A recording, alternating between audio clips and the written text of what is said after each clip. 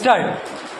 Sir, I am mostly in agreement with almost all the principles that the Honorable Prime Minister has enunciated this morning, and yet I beg to submit that from the point of view of logic, I do arrive at the same conclusion as the Prime Minister has done. I may say at the outset that the continued association of my country with the Commonwealth is not justified. The Honorable Prime Minister said that it is very easy to destroy a thing, but it is very difficult to build. I agree that the work of an artist who creates something is difficult and it takes a long time to build a thing, but it is much easier to destroy it. This world of ours is not being created now. It is not something new which is being just brought out. It is in existence with all its faults and good points, and like an artist who is not creating a new thing but who is taking the buildings as they exist and then harmonizing them by trying to join them together, and in that task it sometimes becomes necessary to alter certain things here and there, and sometimes even to destroy a small portion. Similarly, in the small world of ours, when in the interest of a greater harmony to build a world with possibly a world government with freedom for all and with chances of development to every nation to the fullest possible, it is possible that some of the old associations may have to be severed. The British Commonwealth started as a British Empire.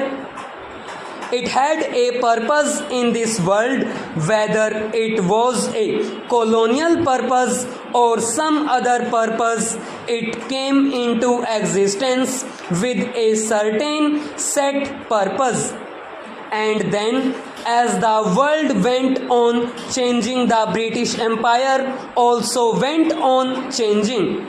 Then it was the British Commonwealth, and lastly that word British was dropped. The Honorable Prime Minister said that the United States of America has a closer relationship with the Commonwealth than even India.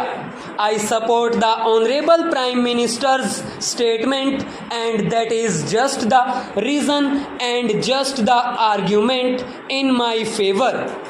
If the United States, without being in the Commonwealth, can have as great an association with it, or even greater association with it than we have, then, sir, our country, India remaining outside the Commonwealth, can also continue the same association. Sir, the Honorable Prime Minister was vehemently against the CEATO and Baghdad Pact and all those things that he thought were against the spirit of the United Nations. He said that the nations can have regional associations. Sir, you will realize that the Commonwealth is not a region.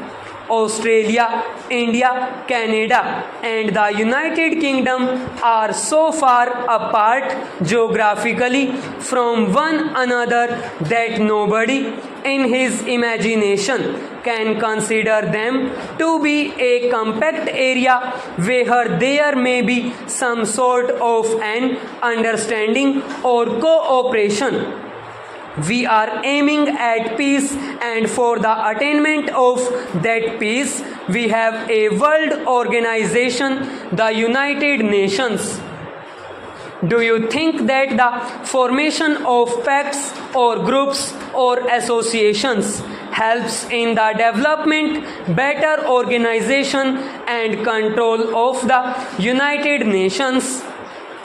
On the other hand, these petty associations, pacts and treaties retard the influence of the United Nations. I submit that these associations defeat the whole purpose of the United Nations. Therefore, if every nation tries a little to break down the small and narrow associations in the larger interests of developing that greater association of United Nations, it is a step in the right direction. Sir, I come to a few mundane matters. We have our trade relations largely with the United Kingdom.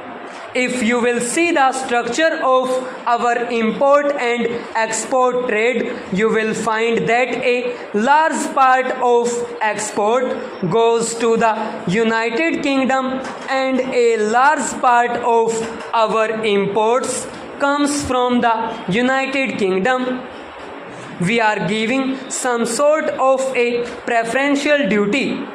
That preferential duty creates problems for us. Commercially, we find that the cost of production in the United Kingdom has gone up much higher than in any other country. If it is a question of import of machinery, we find that other nations are able to offer us better terms.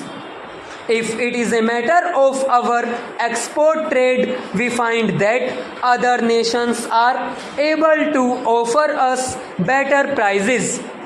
This link with the Commonwealth Acts contrary to our interests. Our sterling balances were linked up with the sterling. Sir, you know that in 1988 the sterling was worth about $5. Then the sterling was devalued to $2.80. The value of the pound came down by nearly 40%. We had to devalue our currency because we had linked it up with the sterling currency. If it had not been linked up with the sterling, it would have had to be appreciated by 40%. Thus, perforce, we had to